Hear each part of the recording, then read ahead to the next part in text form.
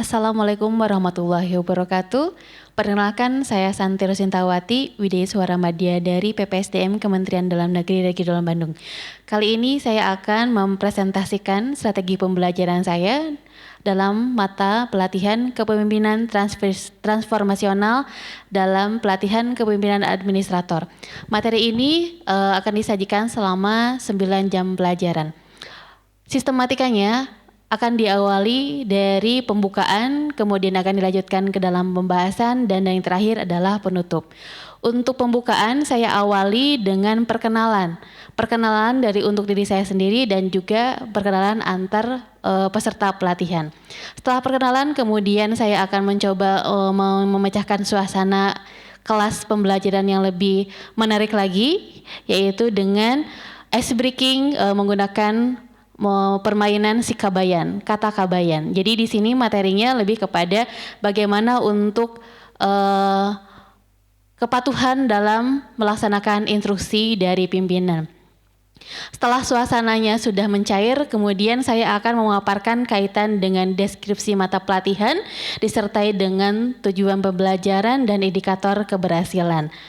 Dan kemudian untuk menjambungkan dengan materi sebelumnya, karena materi ini adalah materi kedua dari materi yang sebelumnya, yaitu adalah manajemen perubahan sektor publik. Saya mencoba nanti akan mereview tanggapan peserta kaitan dengan hasil pembelajaran dari materi yang sebelumnya. Dan ini menjadi langkah awal bagaimana dalam satu agenda ini antara satu materi dengan materi yang lainnya itu memiliki keterkaitan satu sama lain. Itu semuanya ada di dalam konsep saya dari sisi pembukaan. Nah, selanjutnya saya akan masuk ke dalam pembahasan. Materi pertama yaitu adalah konsep dasar kepemimpinan transformasional. Metode yang akan saya gunakan dalam materi yang pertama ini yaitu adalah ceramah, tanya jawab, refleksi kepemimpinan, tes tulis, kemudian ada pemutaran video dan juga disertai dengan diskusi kelompok dan presentasi. Di sini memang materinya agak sedikit padat kaitan dengan strategi karena memang saya mencoba untuk mengeksplor bagaimana sisi dari kepemimpinan peserta. Diawali dengan review atau beberapa definisi saya sampaikan kaitan dengan definisi dari pemimpin dan juga kepemimpinan. Dan kemudian untuk bagaimana menerapkan konsep kepemimpinan ini, saya mencoba untuk men-change peserta, men-trigger peserta untuk mengisi Google Form yang berisi tentang beberapa pertanyaan, pernyataan bagaimana selama ini mereka melaksanakan fungsi pemimpin. Di sini yang judulnya adalah pemimpin versus manajer. Jadi dari Google Form ini ada beberapa pertanyaan nanti yang akan diisi oleh peserta. Dan ini seperti dilihat ada contoh utamanya, ini adalah fokus utama dengan ada 2 pilihan atas bawah dan peserta nanti diharapkan untuk memilih salah satu. Dan ketika itu benar fungsi pemimpin yang akan kita kejar, maka peserta akan mendapatkan nilai 1 poin. Dan ini keseluruhannya ada 10 pertanyaan. Nah, hasilnya seperti ini. Jadi nanti rekapan masing-masing satu orang itu akan dirata-ratakan nilainya berapa. Dan hasil ini nanti akan langsung didapatkan feedbacknya kepada akun yang dimiliki oleh peserta, berapa rankingnya dan poin-poin mana saja yang masih salah dalam berprediksi, kemudian dalam berpikiran. Karena di sini beberapa mungkin akan terjebak dalam sisi seorang manajer bukan sebagai seorang pemimpin. Nah, dan kemudian keseluruhannya hasil dari review tadi akan diulas kembali cara ceramah bagaimana konsep pemimpin yang dibahas tadi dalam kuis itu menurut Scott William, dan kemudian juga dibekali dengan teori-teori yang lainnya. Nah, untuk menghantarkan kepada pemimpin perubahan di sini, saya mencoba untuk men-share video kaitan dengan seorang pemimpin yang meminta nanti respon dari peserta apakah beliau cocok untuk mewakili kepemimpinan transformasional ini. Saya mencoba men-share video tentang satu orang tokoh. Di sini durasinya tidak terlalu lama. Satu tokoh yang saya angkat sebagai alat diskusi saya bagaimana itu seorang pemimpin transformasional, yaitu kaitan dengan video tentang Nelson Mandela. Dan kemudian dari pemutaran video ini, saya nanti setelah selesai akan membagi peserta sesuai dengan islandnya itu untuk mendiskusikan poin-poin penting apa yang bisa diambil dari sosok Nelson Mandela sebagai seorang pemimpin. Dan kemudian itu juga akan jadi pengantar untuk lebih dalam lagi kenapa transformational leadership itu penting, alasan penerapannya dalam birokrasi itu seperti apa, kemudian prinsip-prinsipnya seperti apa, dan terutama yang akan saya dalami di sini adalah ciri transformational leadership terutama dari Avolio, yaitu ada 4 aspek. Yang pertama adalah bagaimana seorang pemimpin itu harus punya karismatik, inspiratif, kemudian rangsangan intelektual dan juga pertimbangan individual. Itu yang akan saya coba sajikan dalam materi yang pertama. Kemudian dalam materi yang kedua yaitu kaitan dengan konsep dasar coaching dan mentoring. Di sini metode yang akan saya gunakan adalah ceramah, kemudian pemutaran video, tanya jawab, dan brainstorming. Saya awali dengan sedikit penjabaran tentang pengertian dari coaching dan mentoring itu seperti apa, kemudian tujuan dari coaching dan mentoring itu seperti apa, kemudian bagaimana itu prinsip-prinsip coaching dan mentoring, peran mentor dan peran coaching, dan karakteristik dari mentor dan coaching itu seperti apa. Dan kemudian tidak lupa yang menjadi penekanan di sini karena sifatnya harus aplikatif, saya menekankan kepada teknik coaching yaitu dari teorinya GROW. Mulai dari goal, reality, option, dan will. Dan ini nanti yang akan kita coba praktekkan dalam simulasi dari materi yang ketiga. Kemudian teknik coaching 6P juga saya sampaikan kembali dan mentoring juga seperti itu.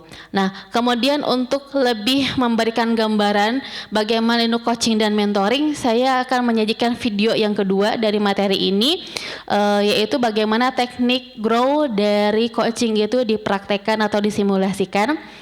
Video ini memang menggunakan bahasa Inggris, tapi nanti beberapa ada teks yang menekankan tentang tahapan-tahapan dari coaching.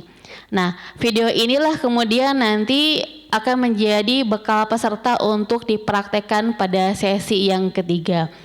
Peserta di sini mengambil critical point bagaimana coaching itu diterapkan.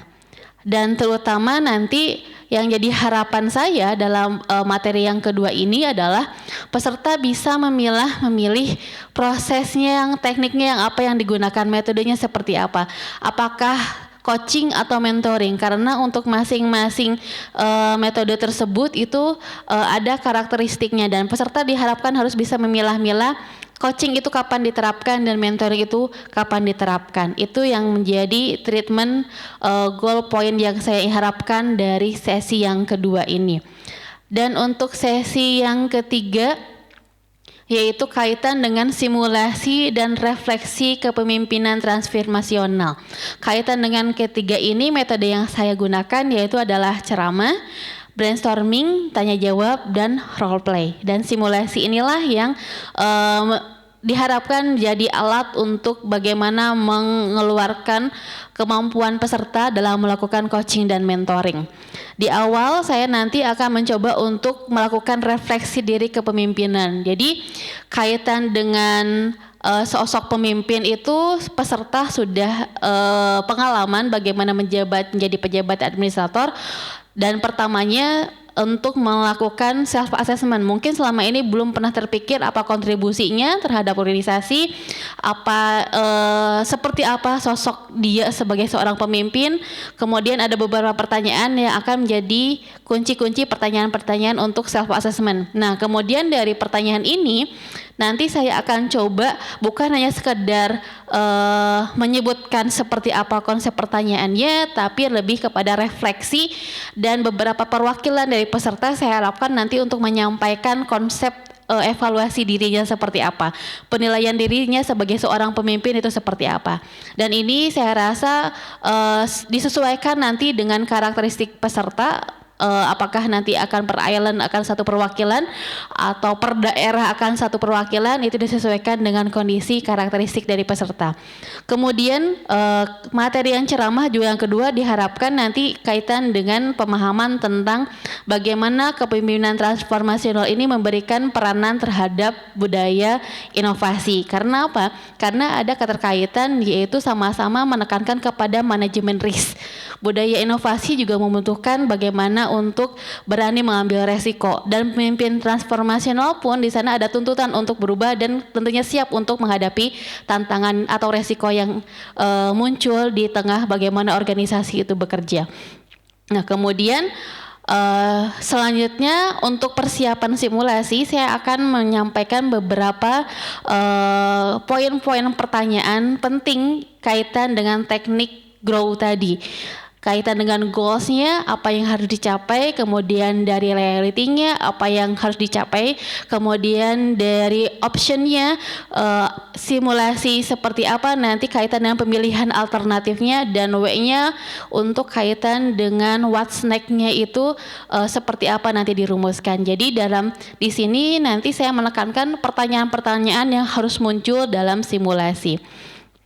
Nah, kemudian setelah tadi kita mencoba untuk membreakdown lagi teknik-teknik coaching dalam beberapa pertanyaan, dan kemudian nanti dalam prakteknya saya akan mensimulasikan dalam bentuk role play. Saya membuat konsep tiap kelompok itu 3 orang. 3 orang buat apa? 1 orang nanti akan satu pasang itu akan bergantian dan 1 orang menjadi observer. Nah, di sini nanti akan bergantian. Untuk pemimpin pertama itu akan memerankan menjadi coach, dan pemimpin yang kedua nanti akan memerankan sisi mentornya, dan kemudian tentunya yang satunya lagi akan bertindak sebagai staffnya. Dengan lingkungan organisasi nanti akan dipraktekkan bagaimana teknik untuk bertanyanya dan bagaimana teknik untuk membangkitkan motivasinya ketika itu sebagai seorang mentor. Nah, kemudian di sini ada beberapa format yang saya coba susun di sini untuk menjadi guidance untuk observer. Ini bisa dikembangkan nanti, tapi intinya adalah tahapan-tahapan tadi itu harus dipenuhi oleh seorang coaching ketika ketika melakukan coaching. Begitu juga dengan ketika menjadi seorang mentor, 4 fungsi karakteristik seorang pemimpin transformasional ini harus bisa ditransferkan. Best practice pengalamannya, case success-nya, kemudian tip and trick-nya dalam memimpin, ketika 4 ini harus muncul di dalam diskusi atau simulasi teknik mentoring itu.